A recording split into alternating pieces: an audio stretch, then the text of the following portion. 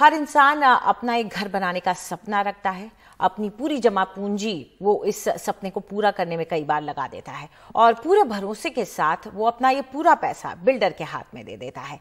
ऐसे में बिल्डर कई बार लंबा वक्त लगाते हैं मकान देने में और कई बार ऐसा भी हुआ है कि कुछ बिल्डर दिवालिया घोषित कर दिए गए और कुछ ऐसा ही देखने को अब मिल रहा है जब मुश्किल में घर खरीदार एक बार फिर से नजर आ रहे हैं। दरअसल NCLT national company law appellate tribunal में लॉजिक्स ब्लॉसम जेस्ट नाम के लॉजिक्स बिल्डर के एक प्रोजेक्ट के खिलाफ दिवालिया कार्रवाई शुरू की है। एनसीएलटी ने आईआरपी यानी कि इंटरिम रेजोल्यूशन प्रोफेशनल को नियुक्त किया है। इस आईआरपी के पास अब घर खरीदारों को फॉर्म भरकर घर से जुड़ी जानकारी देनी होगी। उन्हें अपना पूरा ब्यौरा देना होगा, कितना पैसा दिया है, कौन सा मकान है, क्या बुक किया था। नोएडा के सेक्टर 143 में 2011 में लॉन्च हुआ था ब्लॉसम जेस्ट प्रोजेक्ट। ये लॉजिक्स बिल्डर का है। 14 टावरों में 9 टावर अभी भी अधूरे हैं और बिल्डर पर नोएडा अथॉरिटी का करीब 500 करोड़ बकाया है और डिफॉल्ट होने पर अक्सर इस तरह की कार्रवाई शुरू होती है, जो कि सुपरटेक के मामले में भी देखा गया था। दिल्ली एनसीआर का एक बड़ा बिल्डर जिसने अपने लोन की रीपेमेंट में डिफॉल्ट किया और उसके खिलाफ इंसॉल्वेंसी की कार्रवाई शुरू हुई। 25 मार्च को सुपरटेक के खिलाफ ये दिवालिया कार्रवाई शुरू हुई थी। यूनियन बैंक ऑफ इंडिया ने एनसीएलटी में ये याचिका दी थी। यूनियन बैंक का सुपरटेक पर बकाया है। नोएडा, ग्रेटर नोएडा, गाजियाबाद, गुरुग्राम में सुपरटेक के कई प्रोजेक्ट अटके हैं। करीब 25,000 घर खरीदारों को अब तक उनका आशियाना नहीं मिला है। ऐसे में चिंता उन लोगों की होती है जिन्होंने अपना पूरा पैसा इन घरों में लगा दिया। तो पहले सुपरटेक और अब लॉजिक्स ने ये उनके साथ ये हो रहा है कि उनकी दिवालिया होने की कार्रवाई शुरू हो रही है। इसके चलते 3,000 से ज्यादा फ्लैट खरीदार जो लॉजिक्स के खरीदार हैं वो परेशान हैं। लॉजिक्स बिल्डर दादरी तहसील के बड़े बकायेदारों में से है। इसी के चलते ये लोगों को फ्लैट मिले भी, अगर कुछ जो फ्लैट्स उनमें से मिले भी, वो बिना बिजली और पानी के कनेक्शन के हैं क्योंकि उन्होंने बकाया नहीं पूरा पे किया है। दिल्ली एनसीआर के बिल्डर एक के बाद एक दिवालिया हो रहे हैं और खरीदार परेशान हैं। ऐसे ही कुछ लोगों से बात की है हमारे सहयोगी रवीश रंजन शुक्ला ने। दिल्ली एनसीआर के हजारों जो लोग हैं उनके मकान का सपना टूट रहा है, लगातार टूट रहा है। अभी कुछ दिन पहले सुपरटेक के दिवालिया होने की खबर आई, उसमें तकरीबन 25,000 से ज़्यादा जो फ्लैट के बायर हैं, जो ख़रीदार हैं, उनके अंदर बेचैनी पाई जा रही है क्योंकि उनको नहीं पता है कि अब उन्होंने जो अपनी पूरी ज़िंदगी भर की जमा पूंजी लगाई थी एक घर खरीदने में, उनको घर मिलेगा या नहीं। दूसरा जो प्रोजेक्ट है, आप देख सकते हैं कि ब्लॉसम जेस्ट का ये प्रोजेक्ट है। 14 टावर इसमें बनने थे, सबकी बुकिंग भी हो चुकी है, सारे खरीदारों से पैसा भी लिया जा चुका है, लेकिन अभी तक केवल 3 टावर बने हैं। बाकी सारे टावर आप देख सकते हैं कि अधूरे हैं। अभी कोर्ट में केस भी चला और अब एक कोर्ट ने एक समिति बैठा ली है कि खरीदारों के जो कंसर्न हैं, जो खरीदारों की समस्याएं हैं, उनको सुलझाया जा सके। और 14 में से 3 टावर में फ़िलहाल जो लोग रह भी रहे हैं उनकी ना तो रजिस्ट्री हुई है और ना ही मूलभूत सुविधाएं बिजली और पानी की उनको मिल रही हैं। बिजली जो है वो जनसेट से दिया जा रहा है और पानी वो ख़रीद कर पी रहे हैं। और बाकी जो तकरीबन 2,000 से ज़्यादा जो मकान के ख़रीदार हैं उनको अभी तक नहीं पता है क्योंकि उनके मकान तैयार ही नहीं हुए हैं कि उनको उसका पैसा मिलेगा या मकान बाद में मिलेगा। तो एक बहुत ही बेचैनी भरा माहौल है। तमाम सारे जो ख़रीदार हैं उन्होंने रेरा में भी केस डाला हुआ है। 200 से ज़्यादा रेरा में केस हैं और कई बार रेरा ने आदेश भी जारी किया कि इनकी जो समस्याएं हैं, इनके जो पैसे हैं या तो वापस किए जाएं या किसी दूसरे प्रोजेक्ट के मकान दिए जाएं इनको। लेकिन उसके बावजूद, रेरा के आदेशों के बावजूद भी फ्लैट के ख़रीदारों को कोई राहत नहीं मिल रही है। तो इसी के चलते तमाम सारे लोग ईएमआई भी चुकता कर रहे हैं और उनको उनका घर भी नहीं मिला है। और लगभग सारे ही जो फ्लैट के ख़रीदार हैं उन्होंने 90% से लेकर 100% तक वो भुगतान भी कर चुके हैं, लेकिन उसके बावजूद अभी मकान मिलने की उम्मीद नहीं है। और ये बताया जा रहा है कि जो ब्लॉसम जेस्ट के जो मालिक हैं वो तकरीबन 100 करोड़ से ज़्यादा का जो बकाया है वो नोएडा विकास प्राधिकरण पर है। तो इसी के चलते जिन लोगों को फ्लैट भी मिले हैं उनकी ना तो रजिस्ट्री हो पा रही है और ना उन्हें बिजली पानी की सुविधा मिल पा रही है। ग्रेटर नोएडा से सुशील राठी के साथ रवीश रंजन शुक्ला, एनडीटीवी इंडिया। और इस पर चर्चा करने के लिए हमारे साथ अभय कुमार जुड़ गए, जो कि सीएमडी हैं गृह प्रवेश ग्रुप ऑफ कंपनीज के, और रणधीर कुमार सिन्हा हैं जो कि एडवोकेट हैं सुप्रीम कोर्ट के। ऐसे मामलों में लगातार वो सक्रिय रहे हैं। शुक्रिया आप दोनों का हमारे साथ जुड़ने के लिए। अभय जी, शुरुआत आपसे करना चाहूंगी, क्योंकि बिल्डर की जो स्ट्रेस है वो पिछले सालों में जो रहा है उसे हम समझते हैं, लेकिन सबकी बात ये होती है कि पैसा तो लिया जाता है बनाने के लिए ग्राहकों से, तो फिर क्यों नहीं पूरा किया जाता है? ऐसे में ये बात आप मुझे जरूर बताइएगा, लेकिन ये भी बताइएगा कि अगर बिल्डर अब दिवालिया घोषित किया जाता है तो आगे क्या वो मकान ये पूरे कर पाएगा या नहीं? देखिए, इसमें आपने खुद ही जवाब दे दिया कि ऐसा होता है, और आपने 2 प्रोजेक्ट का मेंशन भी किया, यहाँ पर 2 बिल्डर्स का मेंशन भी किया। अब मुझे आपका प्रश्न समझ में नहीं आया कि वो 2 प्रोजेक्ट या 2 बिल्डर का स्पेसिफिक है या जनरल क्वेश्चन है। तो जनरल क्वेश्चन का यदि आपका मैं ये समझूं कि आप ये जानना चाहती हैं कि एनसीएलटी में जाने के बाद बायर्स का क्या होगा, भविष्य क्या होगा, तो इसके लिए मैं बता दूं, जब भी एनसीएलटी में इस तरह के कोई प्रोजेक्ट जाते हैं और एनसीएलटी किसी प्रोजेक्ट के लिए आईआरपी अपॉइंट होता है और उसको रिजॉल्व करने के लिए जब ये दी जाती है, तो वो बिल्डर भी रेजोल्यूशन प्लान अपना सबमिट कर सकता है।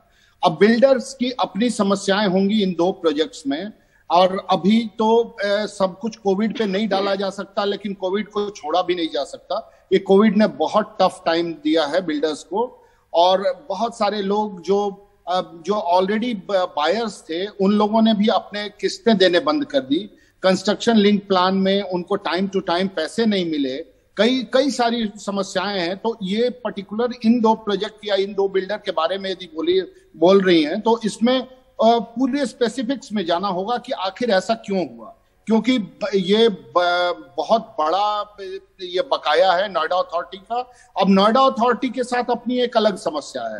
अब सुप्रीम कोर्ट ने जब अवार्ड किया नोएडा अथॉरिटी को, बोला 8% के रेट पे, कोविड के दौरान आप 8% के रेट पे सारे लोगों का इंटरेस्ट ऐड कीजिए, इंटरेस्ट का भुगतान लीजिए।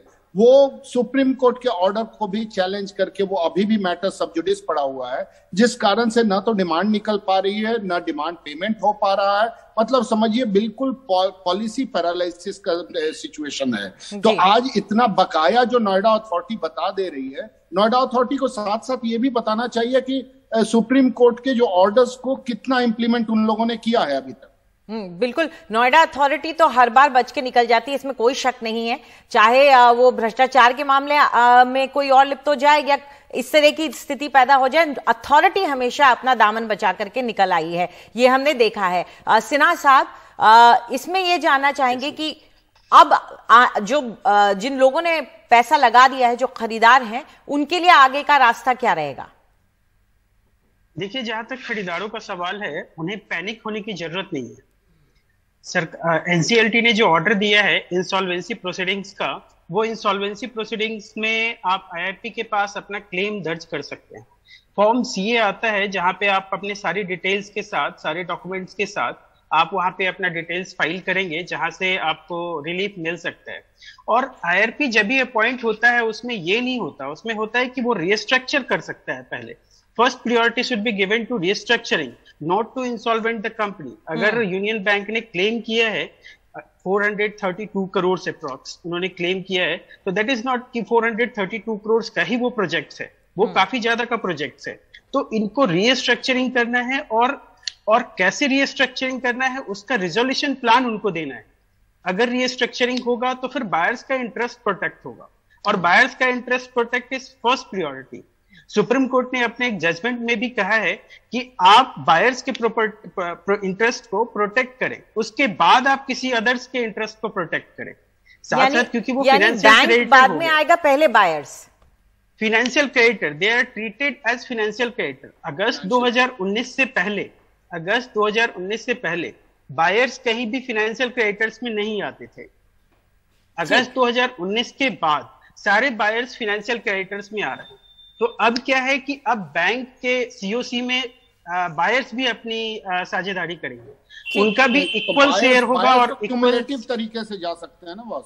यस, सारे एक्युमुलेटिव तरीके से ही जाएंगे, सारे सीओसी में ही जाएंगे, उनकी तो मतलब वोटिंग्स की राइट्स होगी, तो उनका हक नहीं मारा जाएगा अगर उन्होंने कहीं भी मारा नहीं जाएगा। तो ये एक जरूरी बात हो जाती है, जैसे सिन्हा साहब कह रहे हैं कि इस वक्त पैनिक करने की जरूरत नहीं है, लेकिन अभय जी आप बायर्स को क्या सलाह देंगे कि जब वो पैसा लगा रहे होते हैं तो किन बातों का ख्याल रखें, क्योंकि नाम तो कई बड़े होते हैं और उसके बाद पता नहीं होता। अब कईयों ने नाम पे भरोसा करके पैसा लगाया लेकिन फिर आगे जाकर के उन्हें मायूसी होती है।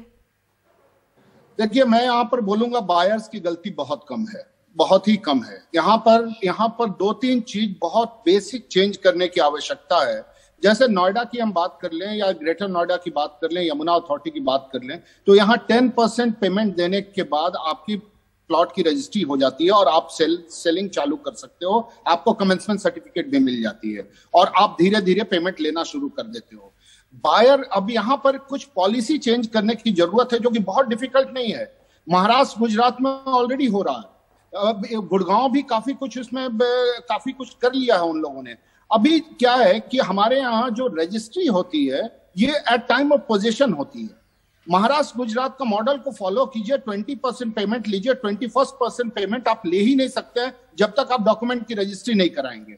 डॉक्यूमेंट की रजिस्ट्री कराएंगे, एक अथॉरिटीज, बायर्स, बिल्डर्स सारे एक पर्टिकुलर ये कानूनी फ्रेम में बंध जाते हैं, क्योंकि वो स्टैंप ड्यूटी भी पे कर दिए होते हैं। फिर वो ट्रेडिंग जो होती है, जो आधे 5 लाख पेमेंट देकर वो वेट करते हैं कि पोजीशन तक रेट बढ़ जाएगा तब बेच देंगे, और वो बिल्डर को पेमेंट देना बंद कर देते हैं कि क्योंकि बिल्डर सिर्फ 18% तक इंटरेस्ट चार्ज करता है और वो सोचते हैं कि हमें तो ये 5 लाख के इन्वेस्टमेंट पे 10 लाख मिल जाएगा तो हम पेमेंट क्यों करें, हम 18% इंटरेस्ट पे कर देंगे। अल्टीमेटली क्या होता है, बिल्डर को पैसे मिलते नहीं।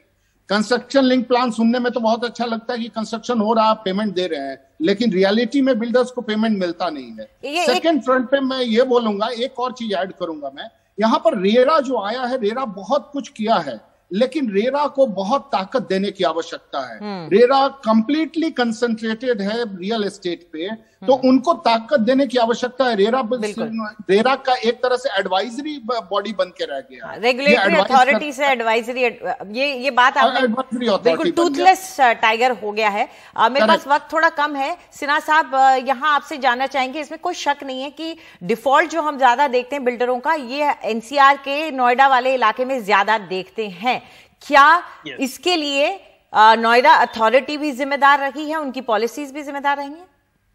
देखिए, जहां तक अभी अभय जी ने बताया कि 10% के बाद आप प्लॉट के ऊपर सैंक्शन कर सकते हैं, प्लॉट को आप बेच सकते हैं, समथिंग लाइक दैट, तो ये चीज बहुत गलत है। ये अथॉरिटी को इस चीज के लिए ना कुछ रूल एंड रेगुलेशंस निकालनी चाहिए, जिससे कि उनके ऊपर भी दबाव बढ़े, जो बिल्डर्स हैं उनके ऊपर भी दबाव बढ़े, और बायर्स जितना भी ईज होता है ना, जितना भी आपको बायर्स के लिए प्रॉफिटेबल होता है, वो चीज करनी चाहिए। और जहां तक रेरा की बात है, रेरा मैं ये नहीं कहूंगा it is a Toothless body, but जहां तक आरसी देने के बाद की बात है, वो कंप्लायंस का पूरा पार्ट नहीं हो पाता। रेरा अपना एडजुडिकेशन कर देता है, बट जो आरसी होती है, जो रिकवरी सर्टिफिकेट्स होती है, वो जल्दी नहीं हो पाती है। ये सबसे बड़ा प्रॉब्लम है। इसके लिए अगर कोई मैकेनिज्म अगर निकालती है अथॉरिटी, या फिर अगर स्टेट गवर्नमेंट या फिर कुछ कंप्लायंस के पार्ट्स में अगर कुछ करती है, तो वो काफी प्रॉफिटेबल होगा सारे बायर्स के लिए। और इस तरह के कई सारे प्रोजेक्ट्स हैं जो अभी और भी आएंगे। अभी ये 2 ही प्रोजेक्ट्स अभी दिखने को रहे हैं, अभी और भी प्रोजेक्ट्स आएंगे जो एनसीएलटी जाएंगे और बाकी के जगह पे जाएंगे। तो इन लोगों का, जो बिल्डर्स हैं वो क्या करते हैं, पहले अपना एक प्रोजेक्ट बनाते हैं, पैसे लेते हैं सीएलपी प्लान में, सबमेंशन प्लान में, दोनों प्लान में पैसे उठाते और फिर वो दूसरे प्रोजेक्ट में लगा देते हैं। उस चीज को भी इन्हें रोकना पड़ेगा, उस पैसे को उठा करके दूसरे में। लेकिन ये रेरा के आने के बाद इसमें थोड़ा रोक तो आई होगी, क्योंकि इसमें मैं एक चीज ऐड करना चाहूंगा कि जैसे कंस्ट्रक्शन लिंक प्लान हम की बात करते हैं, तो ये कंस्ट्रक्शन लिंक प्लान में ये अथॉरिटी क्यों नहीं शामिल होती है? अथॉरिटी भी तो कंस्ट्रक्शन लिंक ही दे रही है, उनको 8 या 10 अलग किस्तों में पेमेंट करना होता है, तो ये कंस्ट्रक्शन लिंक को वो बहुत आसानी से मॉनिटर कर सकते हैं कि वो अपने भी पेमेंट निकाले, बायर्स को भी प्रोटेक्ट करें। इस चीज के लिए उनके साथ ट्राई पार्टी एग्रीमेंट बहुत जरूरी है, जिससे कि तीनों आदमी बंधे रहे। चलिए, मेरे पास वक्त अब रह नहीं गया, लेकिन इतना साफ है कि सिर्फ बिल्डर और जो घर खरीदार है उनके बीच की बात नहीं है। इसमें कहीं ना कहीं अथॉरिटी जो है, नोएडा अथॉरिटी, उसे भी अपनी जिम्मेदारी लेनी पड़ेगी। और उम्मीद यही करते हैं कि ये जो सारे घर खरीदार हैं इनको अपने आशियाने जरूर मिल जाए। फिलहाल एक छोटा सा ब्रेक ले रहे हैं। आप दोनों हमारे साथ जुड़े उसके लिए शुक्रिया।